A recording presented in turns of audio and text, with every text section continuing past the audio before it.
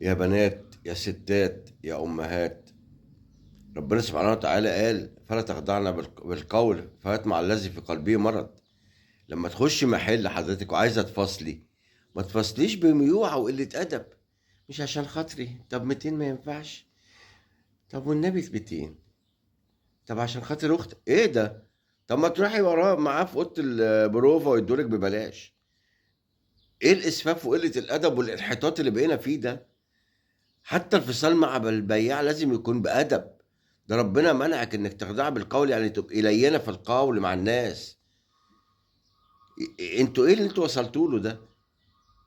يعني في المشاريع قاعد والبنت قاعده جنبي، انا اسف في اللفظ، فاتحه رجلها وحاطه رجلها جنب ورا السواق في الحته العاليه دي زي الشاب الصايع. انت حتى ما تربيتيش على على انك ازاي تقعدي في الاماكن العامه. هو من الحريه انك تبقي سافله وقليله الادب؟ من السهولة إن الإنسان يبقى سافل وقليل الأدب ومنحط، لكن من الصعوبة إن هو يبقى محترم. خليكم محترمين لوجه الله، يتوب علينا ربنا.